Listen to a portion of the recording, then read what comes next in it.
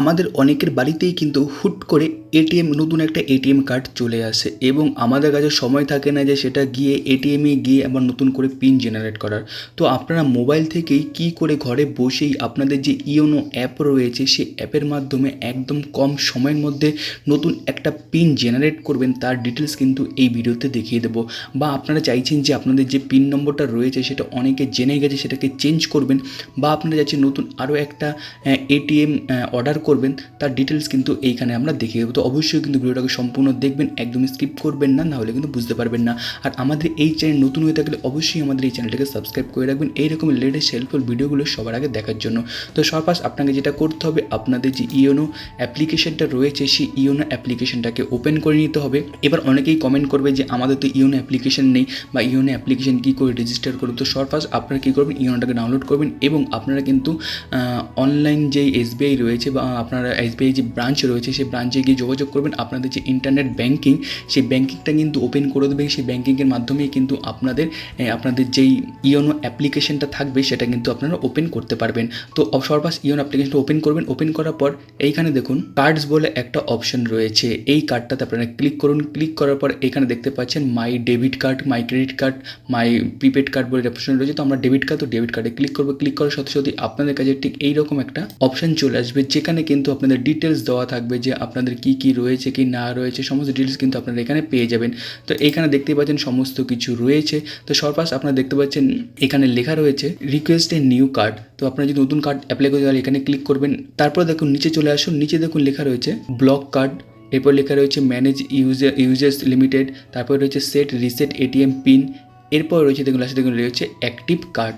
তো জাস্ট আমাদের যেটা দরকার হবে সেটাতে আমরা ক্লিক করবো। তো আমাদের ফার্স্ট দরকার হচ্ছে অ্যাক্টিভ কার্ড তৈরি করার। তো অ্যাক্টিভ কার্ডে ক্লিক করলে আপনার সামনে ঠিক এরকম একটা পপ আপ চলে আসবে। তো এখানে দেখুন লেখা রয়েছে did you receive the debit card, আপনারা কি আপনাদের ডেবিট কার্ডটা পেয়েছেন? তো আপনারা বাই পোস্টের মাধ্যমে ডেবিট কার্ডটা পেয়ে গেছেন, সেহেতু অবশ্যই এখানে আপনারা ইয়েস করবেন।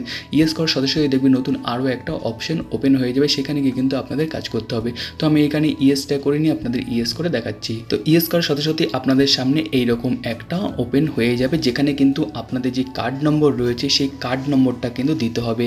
যেই কার্ডটা আপনার নতুন এসছে সেই কার্ড নম্বরটা কিন্তু এইখানে আপনার দিতে হবে। তো সম্পূর্ণ কার্ড নম্বরটা আপনার ডিটেলসটা ঠিক করে দেখবেন, দেখার পর দেবেন এবং বারবার রিচেক করে দেবেন কোনো যাতে ভুল না হয় এইখানে।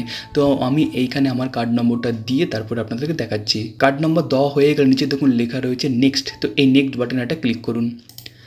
নেক্সট বাটনে ক্লিক করার সাথে সাথে আপনার সামনে আরেকটা অপশন চলে আসবে, যেখানে কিন্তু আপনার ওটিপি দিতে হবে। তো এই যে ওটিপি অপশন চলে এসেছে, এখানে কিন্তু আপনাকে ওটিপি দিতে হবে। ওটিপি দেওয়ার পর নিচে দেখুন সাবমিট লেখা রয়েছে, এই সাবমিটে ক্লিক করবেন। তো দেখতেই পাচ্ছেন আমার ওটিপি চলে এসেছে, আমি ওটিপি দিয়ে দিয়েছি। ওটিপি দিয়ে দেওয়ার পর নিচে দেখুন সাবমিট লেখা রয়েছে, সাবমিটটা ক্লিক করবেন।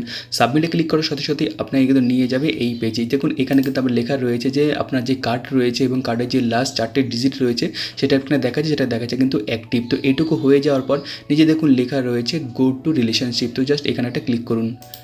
এখানে একটা ক্লিক করার সাথে সাথে আপনাকে আপনার মেন যে পেজ ছিল সেই পেজে কিন্তু নিয়ে চলে যাবে এবং উপরে এসএমএস চলে এসেছে যে আপনার যে আগের যে পুরোনো কার্ড ছিল সেই কার্ডটা কিন্তু আপনাকে ব্লক করে দেওয়া হয়েছে। দেখুন আমরা আবার কিন্তু এই পেজে চলে এসেছি। এবার কি আমাদেরকে পিন জেনারেট করতে হবে। তো পিন জেনারেট করার জন্য আমাদের সবার ফার্স্ট যে কাজটা করতে হবে সেটা হচ্ছে সেট রিসেট এটিএম পিনে ক্লিক করবো। ক্লিক করার পর এখানে আপনাদের প্রথমে নিউ পিন, তারপরে কনফার্ম পিন দিয়ে কিন্তু আপনাদের পিনটা দিয়ে দিতে হবে। তো আমি এইখানে পিন দিয়ে আপনাদেরকে দেখাচ্ছি। তো এখানে পিন দিয়ে দিয়েছি, পিন দেওয়ার পর নেক্সটে ক্লিক করলাম। নেক্সটে ক্লিক করার সাথে সাথেই কিন্তু সেম একই রকমভাবে আপনাদের কাছে আবার ওটিপি চাইবে, আবার আপনারা ওটিপি দেবেন এইখানে। তো দেখুন ওটিপি চলে এসছে এবং ওটিপিটা আমি এখানে বসিয়ে দিচ্ছি। ওটিপি বসিয়ে দেওয়ার পর নিচে দেখুন লেখা রয়েছে সাবমিট। সাবমিটে ক্লিক করার সাথে সাথেই কিন্তু আপনার যেই এটিএমের পিন সেই এটিএমের পিন কিন্তু চেঞ্জ হয়ে যাবে। চেঞ্জ হওয়ার পর নিচে দেখুন এখানে কিন্তু আপনার লেখা রয়েছে যে আপনার এটিএম পিন কিন্তু সাকসেসফুলি চেঞ্জ হয়ে গেছে এবং এখানে কিন্তু একটা গাইডলাইন দিয়ে দিয়েছে যে আপনারা যখনই এই যে নতুন এটিএমের পিন চেঞ্জ করলেন, এই এটিএমটা যখনই ইউজ করবেন সেটা কিন্তু ফার্স্ট যে এসবিআইয়ের এটিএম রয়েছে সেই এসবিআইয়ের এটিএমে গিয়েই কিন্তু আপনাদের ইউজ করতে হবে। মানে আপনারা যাই করেন না কেন, ক্যাশ তোলেন বা ক্যাশ জমা করেন বা আপনার কোনো মিনি স্টেটমেন্ট দেখেন, তো ফার্স্ট কিন্তু আপনাদেরকে এসবিআই যে এটিএম রয়েছে সেই এটিএম মেশিনে গিয়েই কিন্তু আপনাদেরকে এই কাজটা করতে হবে।